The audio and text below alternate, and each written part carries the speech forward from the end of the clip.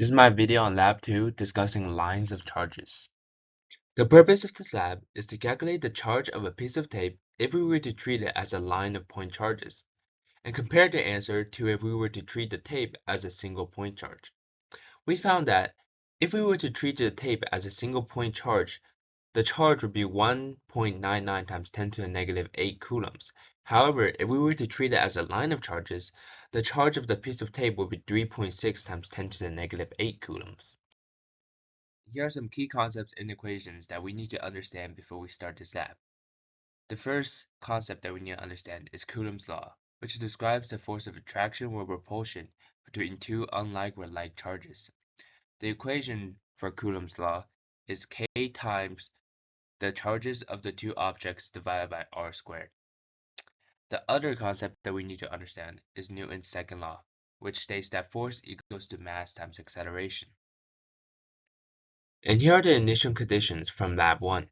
The system is the charged tape on the bridge, while the surrounding is the other piece of charged tape as well as everything else in the surrounding. We found the mass of the tape was 0.00025 kilograms, and the length of the tape was 0.25 meters. And the distance between the two tapes when the forces start to interact was 0.0381 meters. And from the results of the first lab, we found that the charge on the one piece of tape, if we were to treat it as a single point charge, was 1.988 times 10 to the negative 8 coulombs. Now we'll be calculating the charge on a piece of tape if it were to be a line of point charges. First, we found the magnitude of the electric force, which was equal to the magnitude of the force of gravity, as the tape does not move, thus the forces equal out, so they are equal to each other, which we found to be 0.00245 newtons. Now we use the equation for the electric field of a line of point charges, which is a rod, and then multiply it by the charge of a single piece of tape, which becomes 2k q squared divided by the length of the piece of tape as well as the distance between the two pieces of tape. Now setting it all equal to the charge, we found that the charge of the piece of tape, if we were to treat it as a line of point charges, would be 3.8 times 10 to the negative 8 coulombs. And here's the code that I used to simulate the experiment. The top piece of code shows all of the data that I gathered from Lab 1 that are necessary for this experiment, which includes the mass of the tape, the charge of the tape, which I just calculated, the length of one piece of tape, and the distance between the two pieces of tape.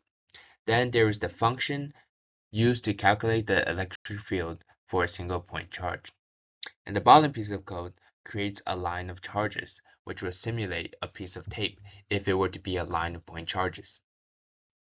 And here's the second part of my code, which just shows how each point charge on the bottom tape will affect every single point charge on the top tape and vice versa, which will give a different electric field for each point charge on the top piece of tape, which will be shown in the result in the next slide. And here's the final result from my video. And as you can see, the top tape is split into countless point charges, and each of those point charges has a separate electric force arrow coming out of it, which represents the force from the bottom piece of tape, which is also separated into multiple point charges. And each of those tiny arrows are being added up into a single force to find the total electric force on the top piece of tape. And we can see that the result and the charge that we found was done correctly, as the magnitude of the electric force was equal to the magnitude of the gravitational force. Here are some assumptions that we made for this lab, as well as some errors that we could possibly make. For assumptions, we had to ignore air resistance on a moving object, as well as treat the long tape as though it was a point charge. And then we had to assume that each U-tape that we made had the same amount of charge evenly distributed along the length of the tape. For some of the errors that we could have made, there could have been loss of charge on the tapes due to handling and to the environment, as well as the fact that the two pieces of tape could have inconsistent charges between the two. Finally, the tape length and mass could have been calculated incorrectly, thus changing the results of the experiment. Now here are some questions that we're going to answer. First, we're going to compare the charge of the tape as a point charge versus the charge of the tape as a line of charges. We found that as a point charge, the charge was 1.99 times 10 to the negative 8 coulombs, while as a line of charges, the charge was 3.6 times 10 to the negative 8 coulombs.